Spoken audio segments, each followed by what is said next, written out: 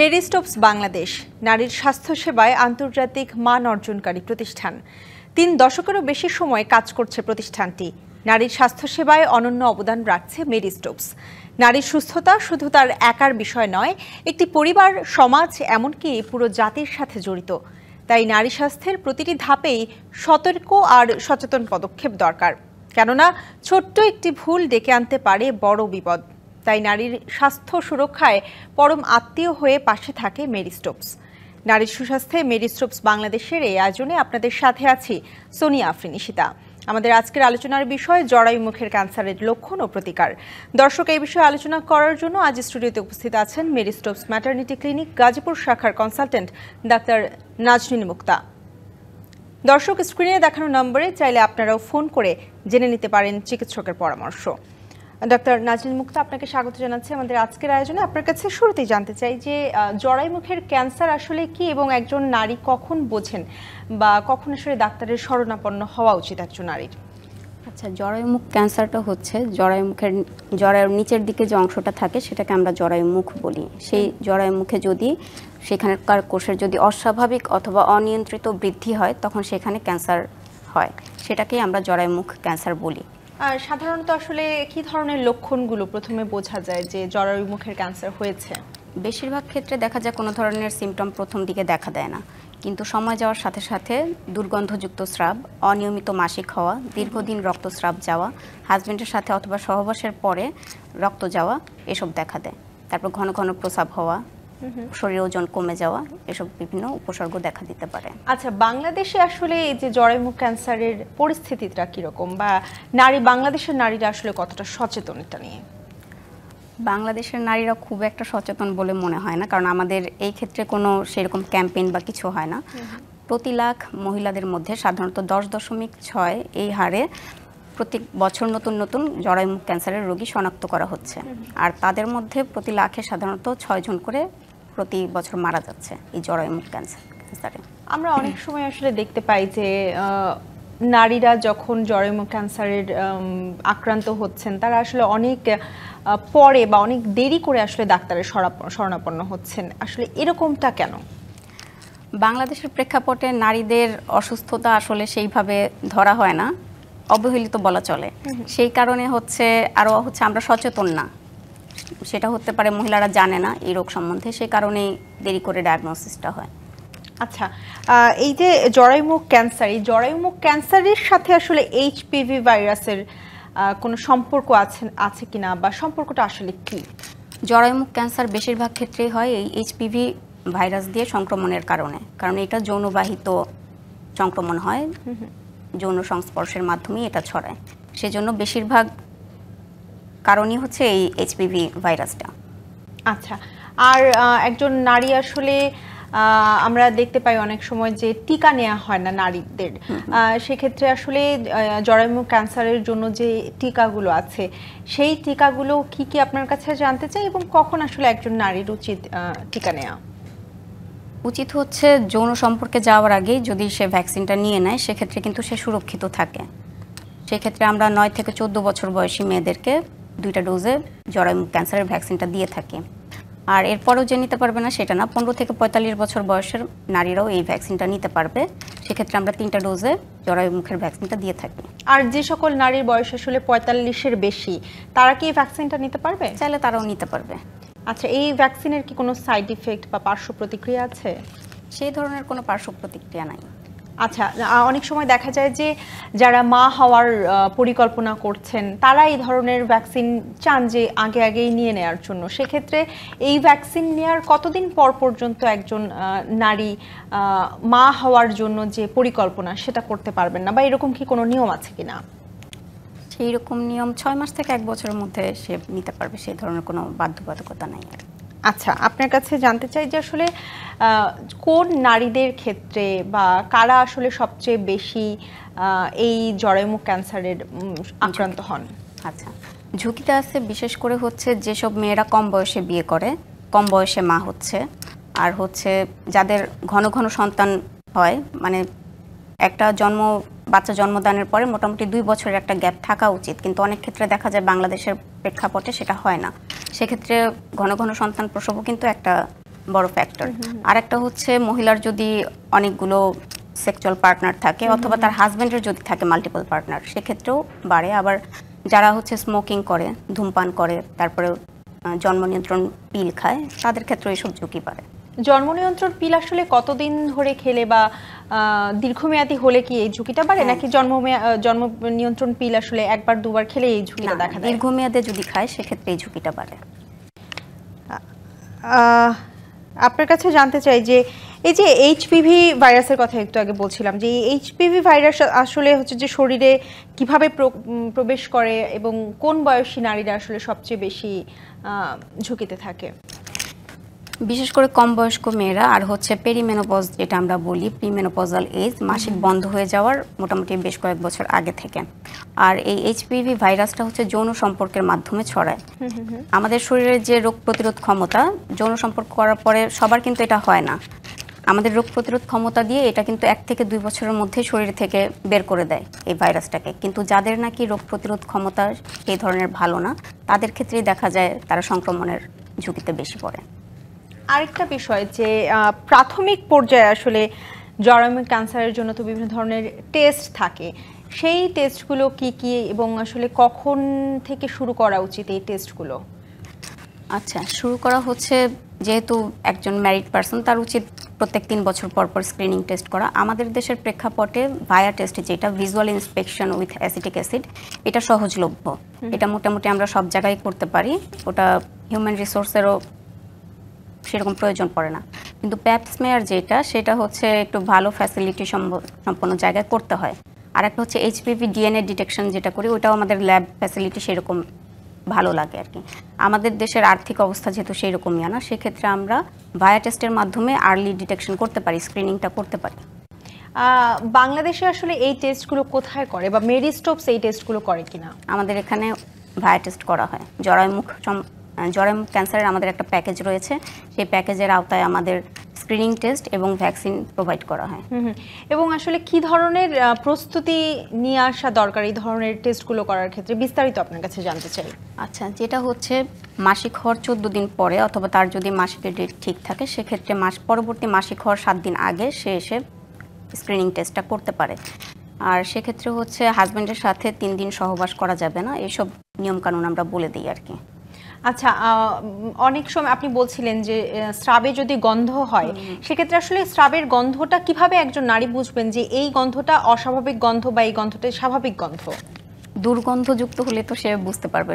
এমনি অন্য সময় যেটা যায় সেটা তো সেরকম গন্ধ থাকে না, কিন্তু যখন এটাতে একটা খারাপ গন্ধ আসতেছে, সেটা অবশ্যই চিন্তার বিষয়। আর অনিয়মিত মাসিকের কথা বলছিলেন, অনেক সময় আসলে দেখা যায় যে অনিয়মিত মাসিক কে সেরকম আসলে অনেকে পাত্তা দেন না। তো এই অনিয়মিত মাসিকটা আসলে কতদিন পর পর হলে একজন নারী বুঝবেন যেটা স্বাভাবিক, বা কোন পর্যায়ে আসলে ডাক্তারের কাছে যাওয়া উচিত? অনিয়মিত মাসিকও হচ্ছে যে মাসের মধ্যে হয়তো বেশ কয়েকবার হবে, সেটা দেখা যায় 10-15 দিন পর পরই তার শুরু হচ্ছে, এটা তো আসলে স্বাভাবিক না। আমাদের হচ্ছে মোটামুটি 28 থেকে 30 দিন অথবা 35 দিন পর পর মাসিকটা হয়। সেই ক্ষেত্রে যদি মাসের মধ্যে 2-3 বার মাসিক হচ্ছে, সেক্ষেত্রে তাকে অবশ্যই ডাক্তার দেখাতে হবে। আচ্ছা, আপনার কাছে জানতে চাই যে এই যে আপনি একটু আগে বলছিলেন যে ভায়া টেস্ট বা এইচপিভি, এই টেস্টগুলো আসলে কতটা কার্যকর? কার্যকর বলতে ভায়াটা শুধু আমরা সেন্সিটিভিটি আছে, কিন্তু স্পেসিফিক না। ভায়া টেস্টটা আমরা চোখের দেখায় দেখতে পারি যে তার সার্ভিক্সটা আমার কাছে হেলদি নাকি আনহেলদি মনে হচ্ছে, কিন্তু প্যাপস্মেয়ার আর এইচপিভিটা কিন্তু স্পেসিফিক টেস্ট, কিন্তু ওগুলোর হচ্ছে খরচ বেশি, আর ভায়াটা তুলনামূলক সহজলভ্য, কস্ট ইফেক্টিভ। আচ্ছা, আপনি আমাদের সাথে থাকুন। আমাদের সময় হয়েছে একটি বিরতি নেবার, বিরতির পরে ফিরে এসে আমরা আরও বিস্তারিত আলোচনা করব। নারীর সুস্বাস্থ্যে মেরিস্টোপস বাংলাদেশে নিচ্ছে একটি বিরতি, সঙ্গেই থাকুন। আবারও স্বাগত ডিবিসি নিউজের সাপ্তাহিক আয়োজন নারীর সুস্বাস্থ্যে মেরিস্টোপস বাংলাদেশ। আমাদের আজকের আলোচনার বিষয় জরায়ুমুখে ক্যান্সারের লক্ষণ ও প্রতিকার। আলোচনায় আজ স্টুডিওতে উপস্থিত আছেন মেরিস্টোপস ম্যাটারনিটি ক্লিনিক গাজীপুর শাখার কনসালটেন্ট ডাক্তার নাজনীন মুক্তা। ডাক্তার নাজনীন মুক্তা, আপনাকে আবারও স্বাগত জানাচ্ছি আমাদের আজকের আয়োজনে। বিরতির আগে আপনি বলছিলেন যে জরায়ুমুখ ক্যান্সারের জন্য বিভিন্ন ধরনের ভ্যাকসিন আছে। আপনার কাছে জানতে চাই যে এই ভ্যাকসিন নেওয়ার পরেও কি আসলে নিয়মিত স্ক্রিনিং করানোর দরকার হয়? হ্যাঁ, ভ্যাকসিন নেওয়ার পরে মনে করার দরকার নেই যে আমি সম্পূর্ণ সুরক্ষিত, কারণ শুধুমাত্র এইচপিভির 16 আর 18 এই স্ট্রেংথের এগেনস্টে হচ্ছে ভ্যাকসিনটা দেওয়া হচ্ছে, কিন্তু অন্যান্য আরও যে আছে, স্ট্রেনগুলো আছে, সেগুলো দিয়েও কিন্তু হতে পারে। আবার অন্যান্য ইনফেকশন থেকেও জরায়ুমুখ ক্যান্সার হতে পারে। সেজন্য নিয়মিত জরায়ুমুখের স্ক্রিনিংটা দরকার।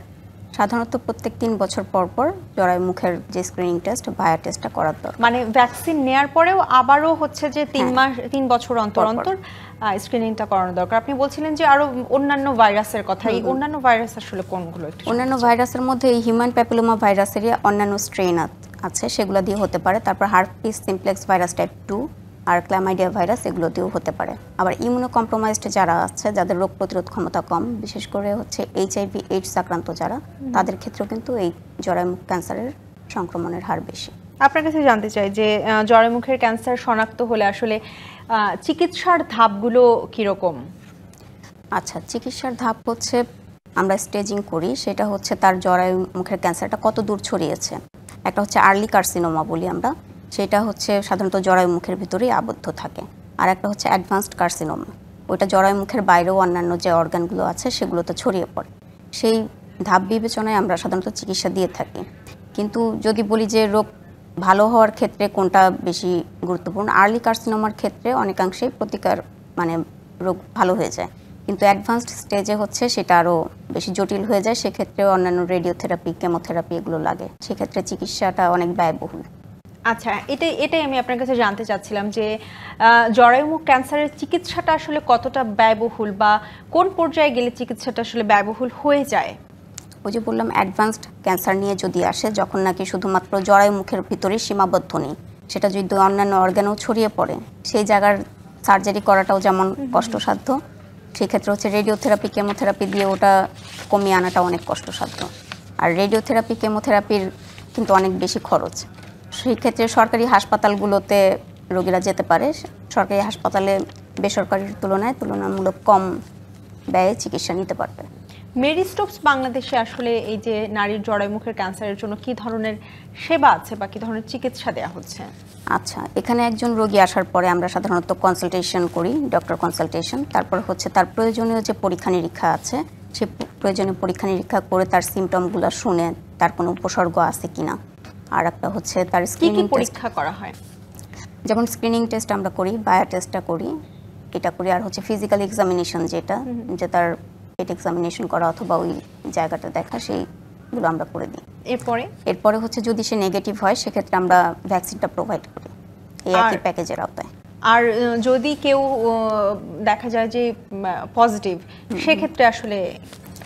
সেক্ষেত্রে পজিটিভ আসলে তাকে আমাদের স্টেজিং গ্রেডিং করতে হবে, সে কোন স্টেজে আছে, তার জন্য কোন ট্রিটমেন্টটা অ্যাপ্রোপ্রিয়েট, সেটা তখন আমাদেরকে দিতে হবে। সেই ট্রিটমেন্টগুলোকে আমরা মেরি স্টোকসে পাওয়া যাবে কিনা?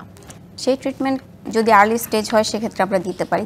বাংলাদেশে আসলে এই যে অ্যাডভান্স লেভেলে যদি চলে যায়, সেক্ষেত্রে বাংলাদেশের চিকিৎসা ব্যবস্থায় কতটা কার্যকর, বা বাংলাদেশের চিকিৎসা ব্যবস্থায় সেটি আছে কিনা? অবশ্যই আছে। আমাদের যে বাংলাদেশ মেডিকেল বিশ্ববিদ্যালয় আছে, তাছাড়া হচ্ছে ঢাকা মেডিকেল কলেজ হাসপাতাল, ওসব জায়গায় কিন্তু আমরা অ্যাডভান্স স্টেজের যে রোগীগুলো জরায়ুমুখ ক্যান্সারের চিকিৎসা সেবা দেওয়া হচ্ছে আর কি। এবং চিকিৎসা নেয়ার পরে একজন নারীর জীবনযাপন কিরকম হওয়া উচিত, বা কি ধরনের জীবন তারা অনুসরণ করবেন? যেহেতু এটা একটা বড় ধরনের রোগ, সেক্ষেত্রে তার হচ্ছে একটা মেন্টাল সাপোর্ট দরকার। সেটা পারিবারিকভাবে, সামাজিকভাবে, সবারই ঐক্যবদ্ধভাবে তাকে একটা মেন্টাল সাপোর্ট দেওয়া দরকার। তার সাথে সাথে হচ্ছে তার যে দৈনন্দিন খাদ্য অভ্যাস, সেটা চেঞ্জ করতে হবে, পুষ্টিকর খাবার খেতে হবে, নিয়মিত কিছু এক্সারসাইজ আছে সেগুলো করতে হবে।